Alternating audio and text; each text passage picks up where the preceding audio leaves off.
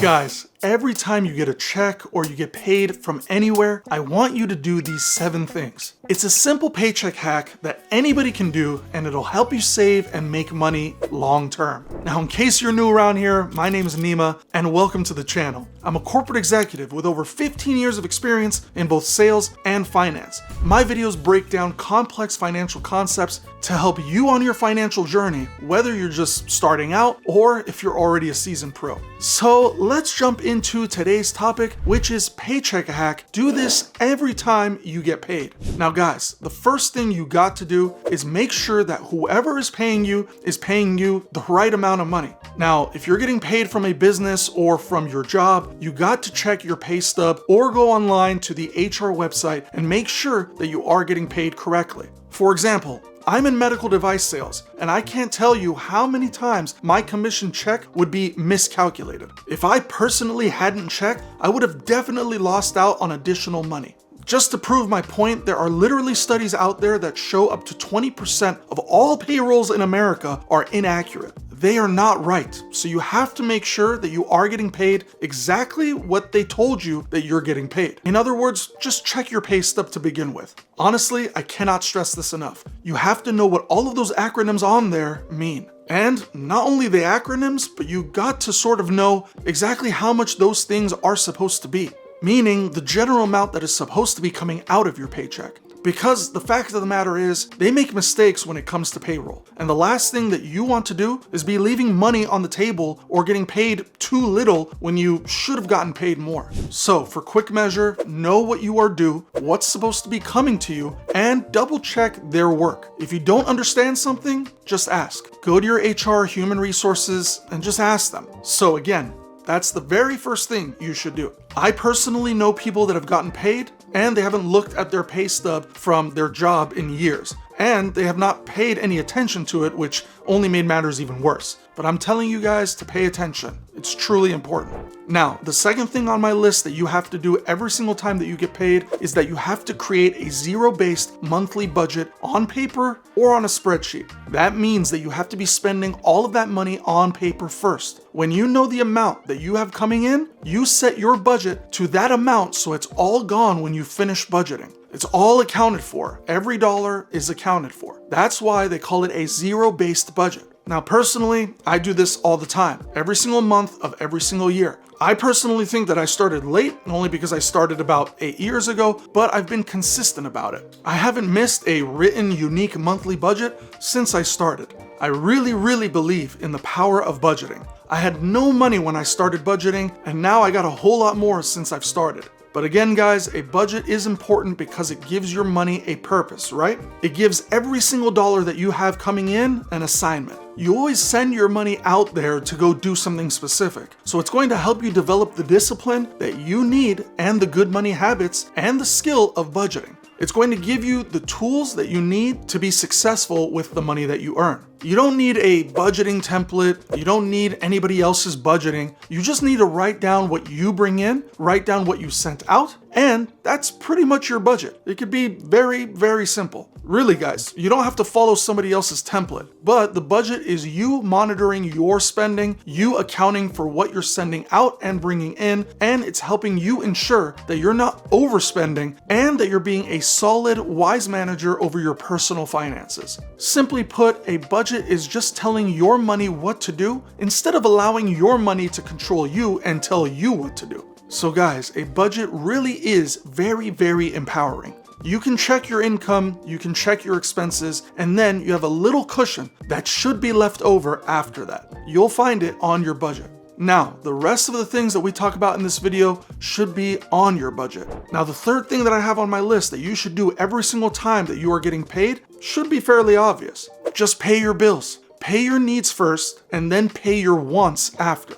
These things are on your budget, right? So on my budget, at the top of every budget, I've got things like food, rent, mortgage, utilities, investments, insurance, all the things that I have to pay. And then at the bottom of my budget are the things that I want, like clothes, expensive restaurants, seats to a basketball game, different things like that. But I always put my budget in terms of hierarchy first. The needs come first, and then the wants come second. Now again, the next couple of things that we talk about are going to be based on this budget. But before I dive into the fourth paycheck hack on this list, I'd really appreciate it if you could smash that like button, leave a comment down below, and subscribe. Your support helps this channel grow, so please show some love by smashing that like button, commenting down below, and subscribing. Now guys, the fourth thing that you have to do every single time you get paid is you got to find a way to invest some of this money. You gotta find a way to pay yourself first, but then you have to realize that the only way that your money can make you money is by investing it.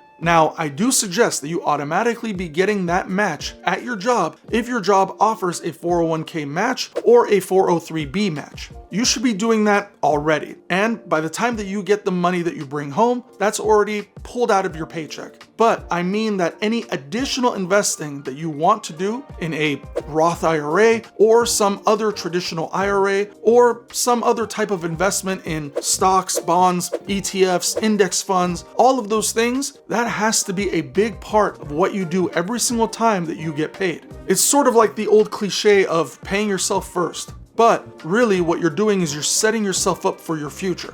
When you take out money every single time that you get paid, you pull out some money for yourself. You're dealing with your future self, the future budgets that you got to make in 10, 15, and 20 years from now. You're paying them because you're investing long term. You don't build wealth by just saving money. By saving your money, you're only making cents on the dollar by keeping it in the bank, or at least you'll be making a little bit of money if you put it in a high yield savings account. But you have to be investing this money so that the money grows. Again, whatever you decide to earmark towards investing, it should be part of your zero-based budget that I was talking about earlier. It should be a line item in that budget that says investing or investments or whatever you want to call it. Now guys, the fifth thing on my list that you have to do every single time that you get paid is you have to prioritize some type of savings as well. If you don't already have a fully funded emergency fund, if you don't have a fully funded 3 to 6 months of your monthly needs or your monthly expenses set aside, then you should be putting some of that money towards savings every single time that you get paid. I honestly don't care if you get a $100 check and put $10 to the side.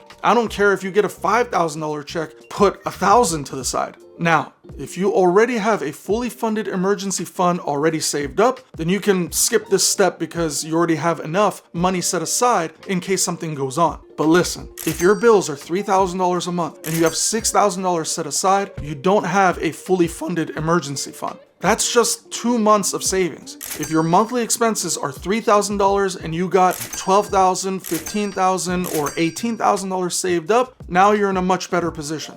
And one thing to think about when you talk about savings is having it done automatically so you don't have to actually think about it too much. It just automatically comes out of your checking account, your savings account, or wherever it goes directly towards your emergency fund or your savings. And also guys, we're not trying to grow the savings, right? We're going to get growth when we do our investing and when we're doing our 401k and all of those other things. But with your savings, I just want you to be able to get it as soon as possible. If that means a high yield savings account, as I mentioned, cool, keep it there. If that means the bank down the street from you, cool, keep it there. I don't really care too much about where you put your emergency savings fund. Just every time that you get paid, be sure you're putting something towards it unless you already have it fully funded. And again, this amount that you're putting towards your savings every time that you get paid, it has to be on your budget, earmarked and written down on the list. Listen, again guys, don't try to avoid doing this. Everyone wants to write all of their bills out, and then if they have anything left over, they put it towards their savings, or if they have anything left over, they put it towards their investment. But I'm telling you, don't do that. If you have anything left over, plug it into your actual budget so it's there. It's a line item that you have to pay towards saving every month, or it's a line item that you have to put towards investing every single month. Now, the sixth thing that you got to do every single time that you get paid is pay off your debt. If you have bad debt on anything that's going to go down in value, put some money towards paying that off every single time that you get paid. If you got a car payment, you don't need to consider putting aside some money every single month extra on top of that car payment to pay it off faster, right? That could be a student loan. It could be a credit card. It could be medical bills. Whatever that debt is, you got to get rid of that bad debt, the debt on things that are going down in value, or the debt on things that aren't appreciating in value. And again, you have to have it earmarked on what you're going to pay on your debt, just like it's a bill. It goes towards the top of your list along with savings, along with investing. The debt goes near the top of your budget on your list because you're accounting for it every single time that you get paid. Notice how everything that we're talking about stems from that zero-based budget that you need to do every single month. Now guys, the seventh and final thing that you have to do every single time you get paid and making a part of your simple paycheck routine is to treat yourself. Now, when I say treating yourself, I mean treating yourself in a modest way where you set aside a few dollars for yourself every single time you get paid. My rule of thumb is the 3% rule. The 3% rule just says that 3% of every single thing that you bring into your life in terms of money, spend it on yourself. If you get a check for $100, spend $3 on yourself. If you bring home $2,000 every month, put $60 aside to do something for yourself. If it's a $5,000 a month paycheck that you bring home every single month, then set $150 aside. This way, guys, you can feel like you're actually getting something out of the hard work that you're putting in at your job or with whatever you're doing to get paid. Because ultimately, I don't want you to just do all of this work and then not be able to enjoy any of the money that you're earning. Now again, I want to reiterate, this is modest, right? You're not going and blowing it on something, but if you want to save it up for 3 or 4 months and it turns into being $500 or $600 and you do something big, that's totally okay. There's nothing wrong with you doing something for yourself and enjoying a small piece of the money that you bring in while you're working on some of these other things. Just be sure to stay within your means. Don't bust the budget because you see some shoes or a coat or something that you really, really want. This is all about learning to be disciplined and learning to have the good habit of being patient and waiting and delaying gratification. It's all about those things every single time that you get paid. The problem that typically comes with a lot of people is that when they get money, they got to spend that money right away. Then they get more money and then they got to spend that more money right away. And then they just get into this habit or this routine instead of saying, okay, let me slow down. Let me develop a good solid routine that I can do every single time that I get paid or I'm actually becoming better with my money. And with all of that said, still feel free to do something nice for yourself. So guys, there you have it. Those are the simple paycheck hacks that you should do anytime you get paid. If you found this video helpful, please share it with anyone who might be struggling with their finances. And if you have your own financial suggestions or experiences, please go ahead and comment them down to share it with our community below. And of course, guys, please don't forget to smash that like button, subscribe, and ring the notification bell for more videos every single week. I'll catch you all in the next video.